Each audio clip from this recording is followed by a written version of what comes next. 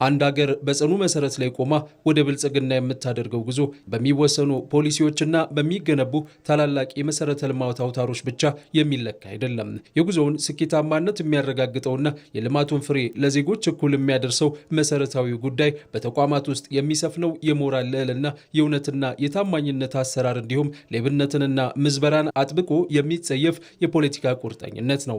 በኢትዮጵያ ታሪክ ውስጥ ሌብነትና የህዝብ ሀብት ምዝበራ የልማት ደንቃራ፣ የፍትህ እንቅፋትና የዜጎችን ተስፋ የሚያመክኑ አደገኛ ካንሰሮች ሆነው ቆይተዋል።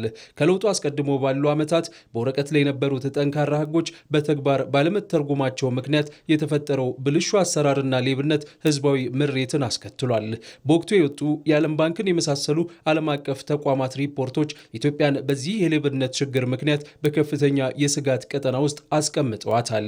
ይህ ሀገራዊ ስብራት የህግ በላይነትን የሚሸረሸርና ማህበራዊ ውልን የሚያፈርስ ከባድ ማህበራዊና ኢኮኖሚያዊ ደዌ ሆኖም ዘልቋል።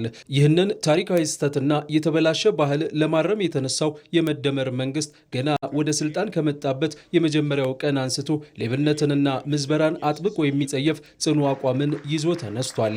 በቀደመው ጊዜ የህዝብን ብሶት ካባባሱና ህዝቡን ካስመረሩ አበይት ጉዳዮች መካከል አንዱ ሌብነት መሆኑን የሚያነሱት ጠቅላይ ሚኒስትር አብይ አህመድ መንግስታቸው የህግ የበላይነትን በማስከበር ረገድ ጠንካራና የማያዳግም እርምጃ እንደሚወስድ በህዝብ ተወካዮች ምክር ቤት ፊት ቀርበው ቃለ መሐላ በፈጸሙበት ዕለት ባደረጉት ታሪካዊ ንግግራቸው በግልጽ አስታውቀዋል።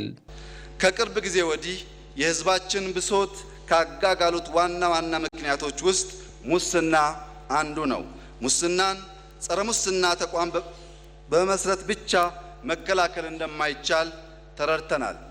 ሁላችንም ኢትዮጵያችን አንዱ ሰርቶ ሌላው ቀምቶ የሚኖርባት አገር እንዳትሆን ለመጠበቅ የምንችለውን ሁሉ እንድናደርግ በትህትና እጠይቃችኋለሁ። በኢትዮጵያ ምድር ሌብነት፣ እጅ መንሻ፣ ጉቦ፣ ሙስናና ኪራይ ሰብሳቢነት በሚሉ የዳቦ ስሞች ሲጠራና ሲሸፋፈን ኖሯል። ይህም አጠራር በሌብነት ላይ ጠንካራ የሞራል ልዕልናን መገንባት እንዳይቻልና ወንጀሉ ተራ አሰራር ተደርጎ እንዲወሰድ ትልቅ አስተዋጽኦም አድርጓል።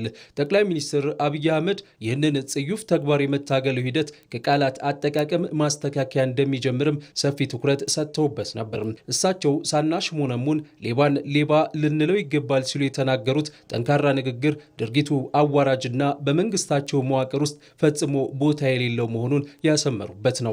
ይህ የጠቅላይ ሚኒስትሩ ታሪካዊ ንግግር የተደረገው በ2011 ዓ.ም በሐዋሳ ከተማ በተካሄደውና አዲስ ሀገራዊ የፖለቲካ ምዕራፍን በከፈተው 11ኛው የኢህአዴግ ድርጅታዊ ጉባኤ የመክፈቻ ስነ ስርዓት ላይ ነው። የመጥፎ አስተዳደር መስፈንን ተተግኖ የሀገራችን ቀዳሚ አደጋ የሆነው ሌብነትም ሙስናና የክራይ ሰብሳቢነት በሚል ገራገር የዳቦ ስሞች ማንቆለጳጳሱን ትተን ሀገር የሰረቀን ሌባ ሌባ የምንልበት ሞራል በቁርጠኝነት መገንባት አለብን። እነዚህ የጠቅላይ ሚኒስትር አብይ አህመድ ንግግሮች የመደመር መንግስት ሌብነትን አጥብቆ የሚጸየፍ ጠንካራ እርምጃዎችንም እንደሚወስድ ያመላከቱ ናቸው። በእርግጥ በቅርብ ጊዜያት ውስጥ እንደታየው በተለያዩ የሌብነት ተግባር ላይ የተሰማሩ እርምጃዎች ተወስደውባቸዋል። ይህ እንዲሁ የመጣ አይደለም። ባለፉት ጥቂት ዓመታት የመደመር መንግስት ሌብነትን የአገር ህልውና አደጋ ብሎ በመፈረጅ የጸረ ሌብነት ትግሉን ወደ ሳይንሳዊና መዋቅራዊ የሪፎርም ስራ አሸጋግሮታል። ባለፉት ጥቂት ዓመታት ውስጥም በተሰሩ ስራዎች የጸረ ሌብነት ትግሉ በብሔራዊ የጸረ ሙስና ኮሚቴ፣ በስነ ምግባርና ጸረ ሙስና ኮሚሽን እንዲሁም በፌዴራል ዋና ኦዲተርና የደህንነትና ጸጥታ አካላት የተቀናጀ የቁጥጥር አሰራር ተደግፎ ተጨባጭ የህግ እርምጃዎችን በማስከተል ላይ ይገኛል። እነዚህ በየደረጃው እየተወሰዱ ያሉ የማያዳግሙና ጠንካራ እርምጃዎች የመደመር መንግስት ለሌብነትና ለምዝበራ ያለው ጥላቻ በቃላት ብቻ የተገደበ ሳይሆን በተግባር የተረጋገጠ መሆኑን የሚያሳዩ ናቸው። መንግስት የህግ የበላይነትን በማስከበር የተቋማትን አሰራር በመፈተሽና የክትትልና የቁጥጥር ስርዓቶችን በማጠናከር በሙስና የተጨማለቁ አካላትን ለህግ አሳልፎ ለመስጠት የያዘው ጽኑ አቋም የመደመር መንግስት ሌብነት ጠል መሆኑን በግልጽ የሚያሳዩ ህያው ምስክሮች ናቸው። መንግስት አሰራሮችን የማዘመን፣ ተጠያቂነትን የማስፈን፣ ብልሹ አሰራርን ደግሞ በህግ የመጠየቅና የማስተካከል ተደግመውም እንዳይፈጠሩ የማድረግ አካሄዶቹን አጠናክሮ ይቀጥላል። ሙስናና ብልሹ አሰራርን በጽናት በመታገል ህብረተሰባችን መረጃን በመስጠት ላልተገባ፣ ለተዛባ፣ ለግልና ለስስ ፍላጎት በሚደረጉና በሚዘረጉ መረቦች ላይ ህዝባችን እጁን ባለመክተት መረጃዎችን በተዘረጉለት መስመር ጥቆማን በመስጠት ትብብሩን እንዲቀጥል መንግስት አሁንም ጥሪውን ያስተላልፋል። በመደመር እሳቤ ውስጥ ሌብነት ተራ የገንዘብ ወይም የቁሳቁስ ምዝበራ ብቻ ተደርጎ አይወሰድም። ይልቁንም ሌብነት የሰው ልጅ ስነ ልቦና መበላሸት፣ የህሊና መታወርና የሞራል ውድቀት ውጤት ነው። በመደመር መጽሐፍት ውስጥ እንደተገለጸውም በላብ በእውቀትና በቅንነት ማደግ ትልቅ ክብር ሲሆን፣ በሌብነት በአቋራጭ መንገድና በምዝበራ ለመበልጸግ መሞከር ግን ታላቅ ውርደትና ወንጀል መሆኑን ያስቀምጣል።